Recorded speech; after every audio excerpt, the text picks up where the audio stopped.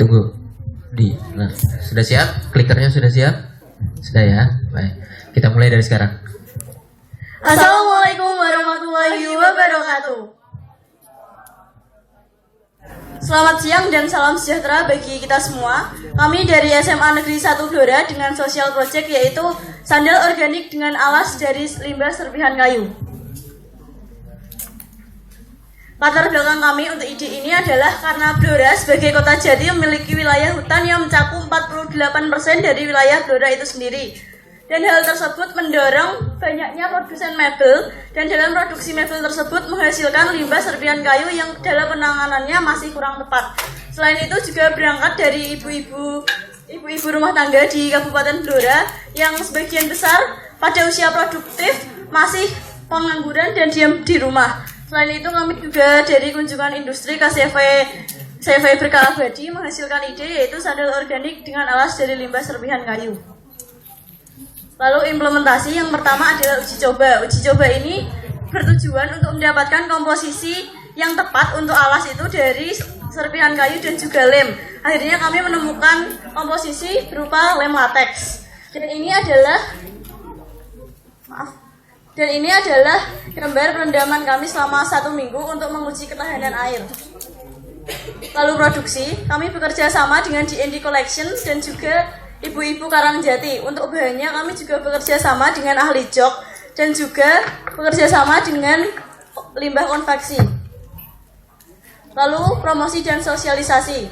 Kami melakukan sosialisasi kepada siswa yaitu di kelas-kelas dan juga pada saat pramuka, lalu sosialisasi kepada SKPD Kabupaten Blora, lalu sosialisasi kepada warga, sosialisasi di acara genre, Joe Corner di sekolah, lomba MAPSI di 2016, CFD, pameran gelar potensi pertanian Blora 2016, APRC di Malaysia, dan juga Blora UMKM Expo 2016. Untuk media cetak yaitu Koran Diva, Jawa Pos, dan lain-lain.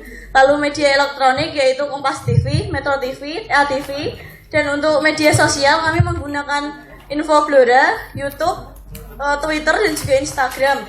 Tujuan dari sosialisasi dan promosi ini adalah untuk menyebarluaskan sandal organik ini kepada masyarakat dan menjalin kerjasama. Lalu untuk selanjutnya adalah penjualan. Penjualan kita melalui berbagai cara. Di antaranya ada online shop di @sandalorganik itu di Instagram dan juga di Bukalapak di @sauriksandalorganik.TY10 dan juga Moutumot atau secara langsung. Timeline di sini kita sudah melaksanakan sesuai yang telah kami jadwalkan pada proposal sebagian besar. Selanjutnya monitoring dan evaluasi. Kendalanya adalah kurangnya antusias ibu-ibu. Di sini solusi kami adalah meningkatkan penjualan sehingga ibu-ibu lebih merasakan efek dari pembuatan sandal organik ini. Yang kedua adalah sosialisasi media sosial yang kurang gencar. Solusi kami adalah lebih meningkatkan sosialisasi di media sosial dan masyarakat untuk memberikan informasi tentang sandal organik. Indikator keberhasilan kami yang pertama adalah merintis UMKM mandiri sandal organik di Kelurahan Karangjati. Yang kedua, mitra dapat berwirausaha sandal organik secara mandiri. Yang ketiga, limbah serbu kayu di Kabupaten Blora dapat tertangani dengan lebih optimal. Yang keempat, sandal organik dikenal luas baik di tingkat lokal, nasional maupun internasional. Dan yang terakhir, kepercayaan dan kepuasan konsumen terhadap sandal organik. Rencana keberlanjutan kami, yang pertama, mendukung Blora sebagai kota kreatif. Yang kedua, mendaftarkan kelompok pembuat sandal organik sebagai UMKM. Yang ketiga, merintis desa binaan sentra sandal organik. Dan yang terakhir, meningkatkan kampanye produk dan juga penjualan.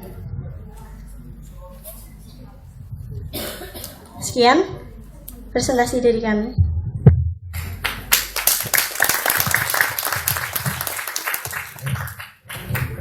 Baru sekarang yang waktunya malah kelebihan. Silakan, ada yang mau ditanyakan dulu? Oh, Pak Abe dulu. Ya, terima kasih.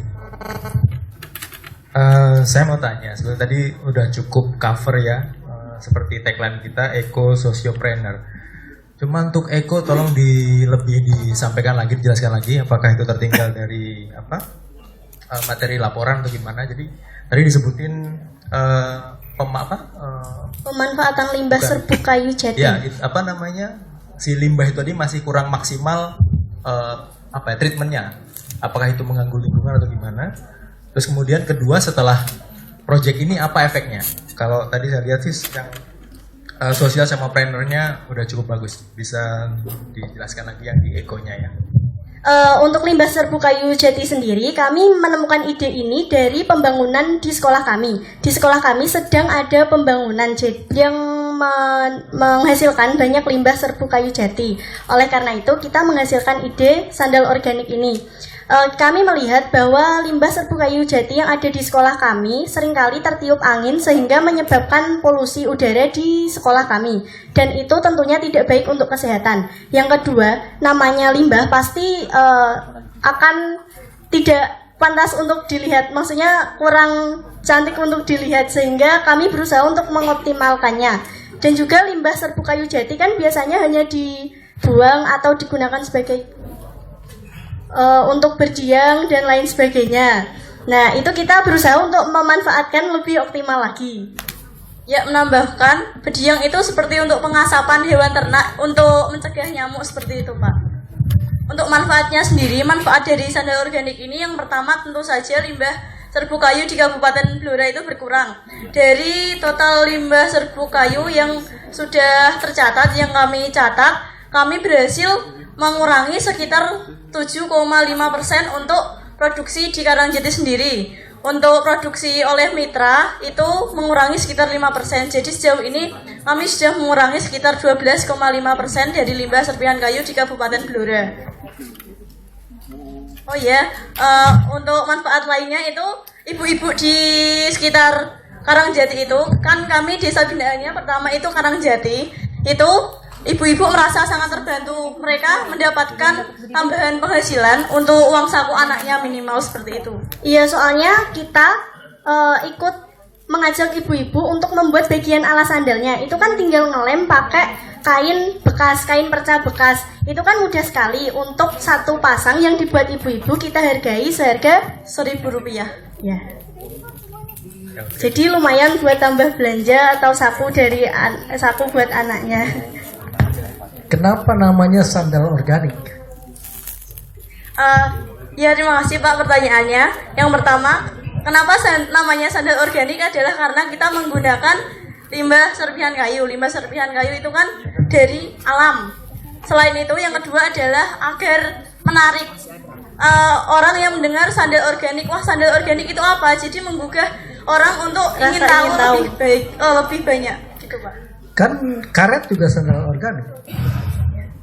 Tapi pada sandal organik kami berusaha semaksimal mungkin untuk meminimalisir penggunaan bahan kimia. Untuk karet kan lebih banyak bahan kimianya, Pak. Gitu.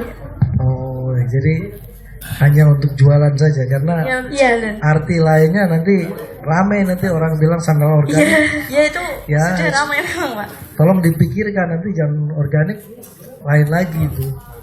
Iya. Sandal ramah lingkungan atau ramah terhadap sampah atau begitu ya, lebih enak gitu. Yeah. Supaya dari organik lain lagi arti soalnya. Yang kedua, lemnya ini siapa yang buat? Lem latex kita beli per galon, Pak. Oh, lem. Per jerigen galon. Tadi pertanyaannya apakah tidak juga membuat lingkungan yang lebih ini ya, tidak merusak lingkungan lemnya? Lem latexnya itu kan dari itu Pak, dari getah damar, dari pohon juga. Jadi kan lebih ke alam, nggak pakai lem yang dari bahan kimia. Kan setiap lem juga pasti ada campuran bahan kimianya. Nggak mungkin lem nggak ada campuran kimianya. Lah dari lem latex ini kita melihat bahwa campuran bahan kimianya itu setidaknya lebih sedikit gitu Pak. Oke. Iya, itu dari lem tersebut 60%-nya mengandung DRC atau dry rubbish content. Itu adalah karet kering. Oke. Kemudian keberlanjutan ini siapa nanti rencananya? Nah, untuk keberlanjutan sendiri itu kita yang pertama udah ada dari ibu-ibu Karangjati. Kami saat ini sudah merintis UMKM sandal organik, karena untuk merintis UMKM kan dibutuhkan waktu yang cukup lama. Terus kamu Nah, dapat apa kalau ini udah jadi UMKM? Itu kan kita juga bekerja sama, jadi kita juga bisa dapat fee-nya, Pak. Dapat untung dari situ. Iya. Berapa persen jualan. rencananya? Persen apanya? Rencana dapat fee-nya berapa persen Anda? Sebagai inovatornya itu berapa yang Anda mau cari? Nah, untuk itu belum dipikirkan. Jadi untuk kalau dari keuntungan sendiri itu alhamdulillah saat ini masih bisa untuk berlanjut untuk idenya. Berputar terus buat sandal organiknya. Tapi sudah dijual ya? Sudah. Bisa dicek di Instagramnya Pak di @sandalorganik atau di Bukalapak di @saorikSandalorganik TY10.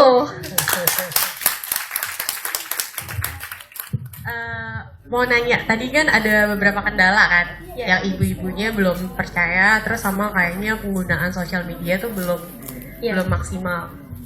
Pertama, target marketnya atau target konsumernya kalian tuh mungkin bukan hanya yang ngejual aja, bukan hanya ibu-ibu, tapi kan yang ngebeli kan. Nah mungkin diarahin aja kayak misalnya sosial media itu tepat gak sih, apakah anak-anak di daerah Blora itu memang sudah pengguna sosial media semua, atau kalian tuh pengen jualan tuh dari mana dulu, apakah dari Blora saja, apakah pengen penjualannya itu di luar Indonesia. Ngerti kan, kalau sosial media tapi pemasaran keluar Indonesia mungkin tepat kayak Bukalapak dan lain-lain, tapi mungkin kalau Blora harus punya strategi marketing yang berbeda karena mungkin nggak semuanya memakai sosial media. Terus si ibu-ibu itu kan nanti pelaku bisnisnya. Nah, impact one on one-nya itu apa ya? Jadi setiap ngebeli sendal ada impact langsungnya nggak? Apakah hasil dari situ kalian alokasikan kemana atau segala macam? Kalau ibu-ibunya jadi sejahtera, punya pendapatan tambah dan lain-lain, itu kan emang seiring dengan berjalan waktu ya. Tapi kalau impact one on one-nya ada nggak? Ya, untuk target penjualan sendiri yang pertama kami tentu saja ke masyarakat Kabupaten Blora. Nah, itu seperti tadi kita promosi dan sosialisasinya itu melalui berbagai macam pameran. Nah, dari pameran itu kita juga menjual sandal.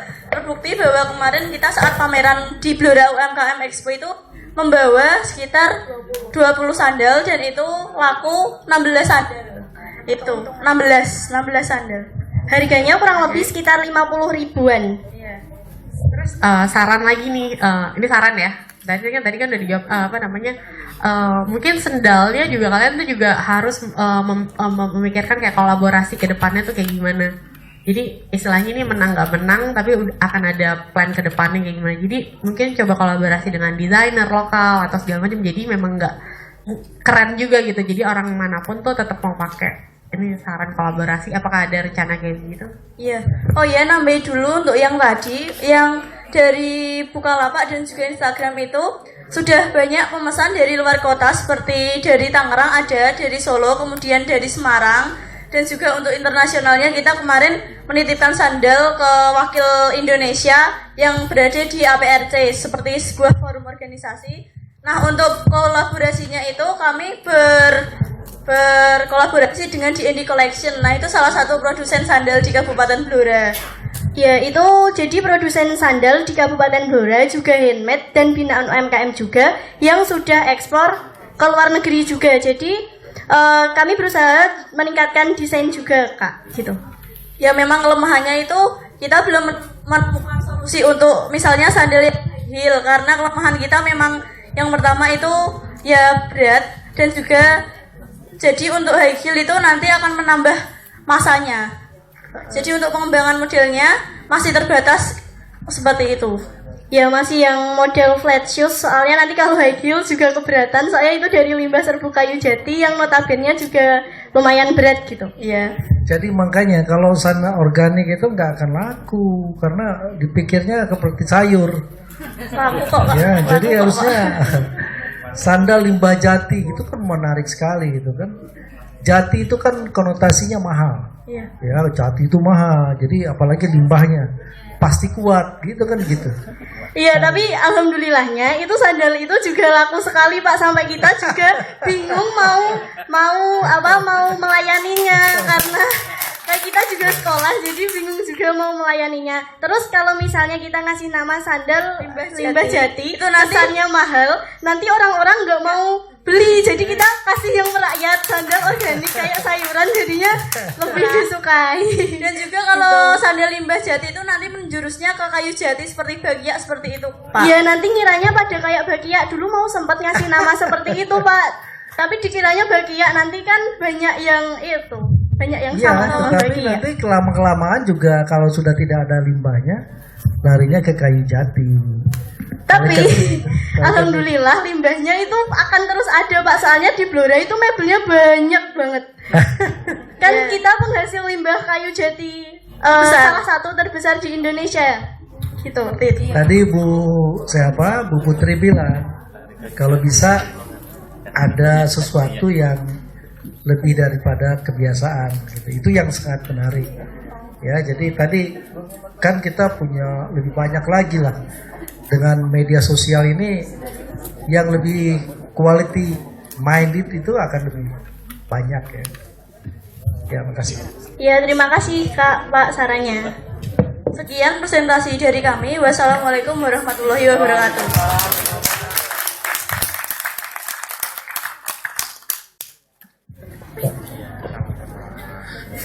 Berikutnya SMA 6